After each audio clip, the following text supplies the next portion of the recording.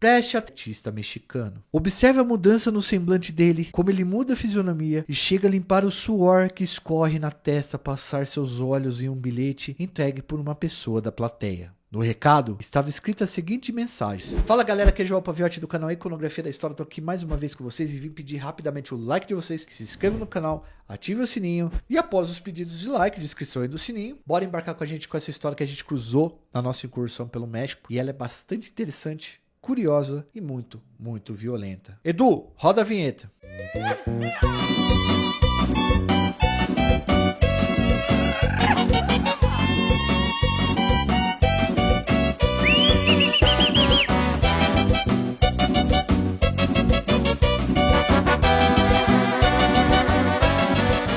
Galera, quem acompanha nosso canal sabe que a gente sempre tá fazendo vídeos diferentes e nos últimos tempos a gente tá fazendo uma incursão pelo México, suas histórias, a pedido de vocês mesmo. Durante a procura de fontes e referências, topamos com uma história muito louca mesmo, como várias que ocorrem por lá. Mas essa história deixou a gente muito impressionado, inclusive, tá? Então vamos contar essa história aqui, ó. A trajetória desse mano, esse Chalino Sanches, deu uma traumatizada geral no México e até hoje é muito falada por lá, mesmo 3 décadas depois do ocorrido. Vamos lá então. Rosalino Chalino Sanches Félix nasceu em 1960, em Culiacán, capital de Sinaloa, estado mexicano, muito conhecido por conta do comércio de entorpecentes. Vocês sabem que a gente já falou algumas vezes sobre esse estado. Chalino nasce em uma região rural de Culiacán chamada Rancho das Flechas, um local lá no México que a gente chamaria, se fosse comparar com o Brasil, como se fosse uma quebrada, tá? Ele nasceu numa favela. Na área rural da capital de Sinaloa estavam as pessoas mais pobres do país e muitos dos chefões do crime vieram dessas áreas rurais e tinham também os pais agricultores. Então podemos dizer que o Chalino teve a mesma origem de muitos dos homens mais procurados do México. Chalino nasceu num lar pobre e com vários irmãos e irmãs. E ele conviveu, galera, com um fato terrível. Guardem isso que a gente vai falar que vai ser importante lá pra frente. Sua irmã, de apenas 17 anos, foi violada por um homem chamado Chapo Pérez, um bandido metido a chefe na região onde Chalino vivia. Em 1977, sedento por vingança,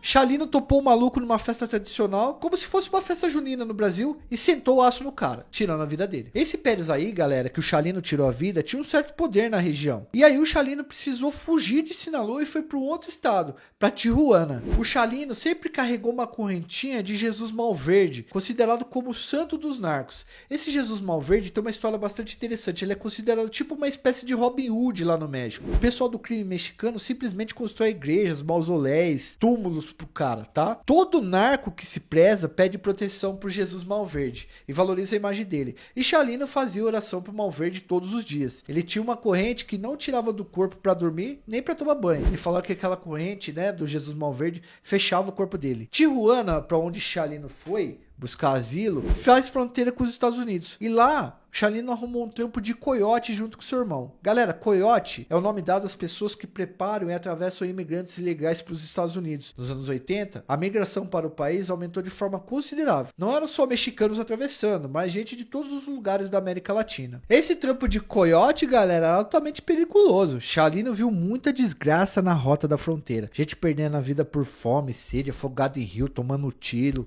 Uma desgraceira só. Em 1984, Chalino conheceu e casou com Maricela Valleiros e teve 2 filhos, Cíntia Sanches e Aldan Sanches. O filho de Chalino, galera, também gravou vários discos. Após o fim do pai, ele faleceu em um acidente de carro em Sinaloa aos 20 anos de idade. Mas isso pode ser a história para um outro vídeo. Vamos continuar aqui focando no Chalino. Mas fica aí a história que o filho dele foi famoso também. Realmente, 1984 era um ano decisivo na vida de Chalino. Seu irmão Armando, o mais próximo que ele tinha, foi baleado. E foi nesse momento que Chalino, que já gostava muito de música, tocava viola e guitarrão mexicano e acordeon, compõe a primeira música do gênero que fará dele um grande ídolo. O estilo da música ficou conhecido como corrido, ou também chamado de narco-corrido ou narcorrido. Ao que pudemos pesquisar, seria mais ou menos como se fosse moda de viola raiz, manja, aquelas cantadas pelo Tião Carreiro, ou repente nordestino que conta várias histórias. Manja aquelas músicas de moda de viola que o cara tira a vida da mãe e canta na música? Então, era mais ou menos isso. O corrido, galera, contava histórias do crime,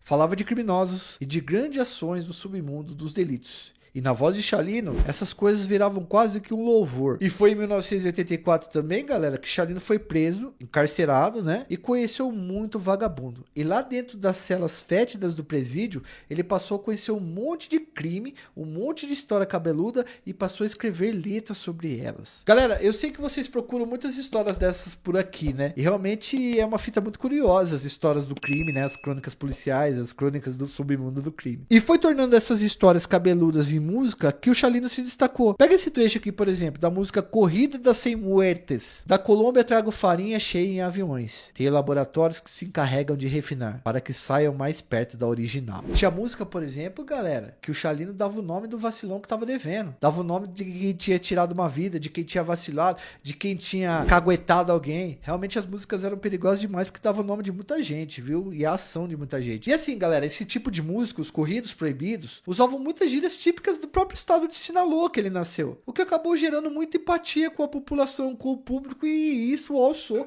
o Chalino para muito sucesso. A princípio, pessoal, o Chalino cantava em boates e trocava seu serviço por armas, e outros aditivos a mais que vocês estão ligados. Mas em 1989 ele consegue gravar uma fita cassete daquelas fitinhas e ele grava com 15 canções. Ele mandou fazer umas 500 cópias e vendeu tanto em Juárez quanto em Sinaloa, quanto em Los Angeles, na Califórnia. Até que Chalino conhece um mexicano chamado Pedro Rivera, que vira seu amigo pessoal e resolve gravar o Chalino num estúdio no sul de Los Angeles. No início de 1992, Chalino, já bem famoso, se envolve em uma treta numa boate em Coachella, na Califórnia. Se liga nessa treta, é muito louco isso aqui. Nessa briga desse show aí, 10 fãs tomaram tiro, tá? Foi um negócio esquisitaço. O gênero que Chalino cantava atraía muito karaloke, mano. Além de gente envolvida no submundo do crime e tal.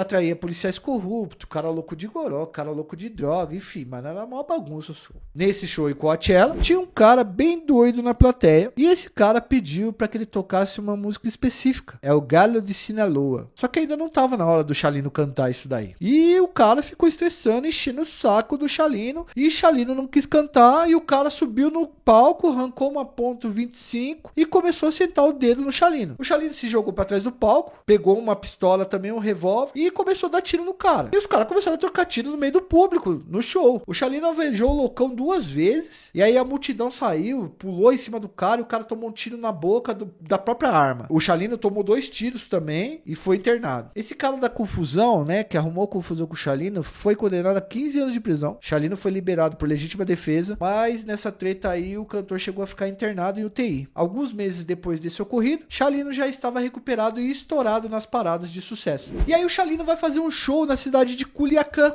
em Sinaloa. Chalino tava muito feliz, galera, por fazer esse show, porque aquele lugar lá, onde ele ia fazer o show, a boate que ele ia se apresentar, bombava demais na capital. E era o lugar onde o Chalino tinha nascido e onde ele tinha tirado muitas inspirações para as músicas dele. Também era um lugar que muitos chefões do comércio de entorpecentes e narcóticos ficavam. Durante a interpretação, galera, da música Alma e Namorado, um dos maiores sucessos do Chalino, ele recebe em um carro junto com alguns amigos. De acordo com o que a gente estudou, Chalino queria continuar a festa em um motel com algumas minas que estavam no carro junto com ele, até que eles foram interceptados por 2 carros. Um cara desceu, encostou o rosto na janela e disse que fazia parte da polícia mexicana. Ele disse pro Chalino assim, ó: mano, desce do carro que você precisa conversar com meu chefe, que se encontrava num outro carro. Chalino, pois até hoje, 30 anos depois do ocorrido, nem a polícia, nem a promotoria e muito menos a justiça chegaram a uma conclusão sobre esse crime. O Chalino, galera, virou tipo uma lenda. Tem gente que disse ter lido o bilhete, tem gente que diz que o bilhete nunca foi encontrado, e existe muita conversa no meio disso tudo. As investigações também foram bastante nebulosas.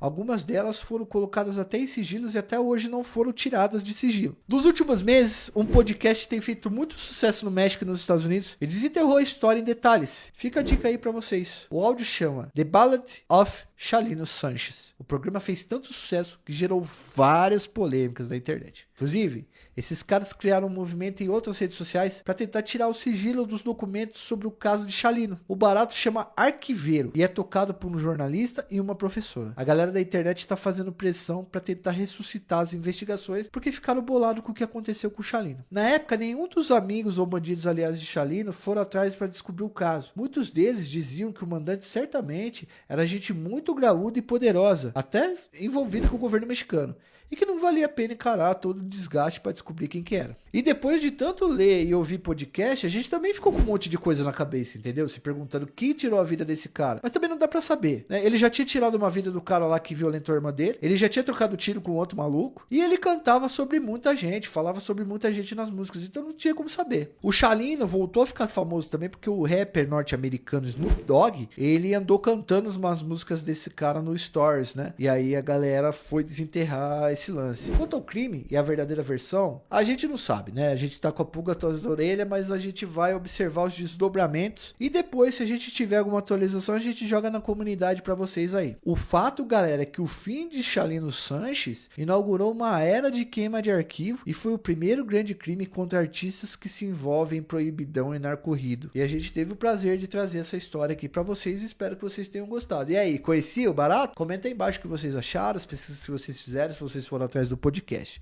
certo? E pra terminar, quero pedir gentilmente novamente o seu like, que se inscreva no canal, ative o sininho, vire membro do nosso canal por apenas R$ 4,99 para acompanhar muito mais de perto o nosso trampo. Se quiser fazer uma doação pra gente, clique no botão valeu e faça qualquer doação de dinheiro que vocês ajudam a gente a manter a estrutura, comprar livros e etc. E eu sou Joel Paviotti, fui!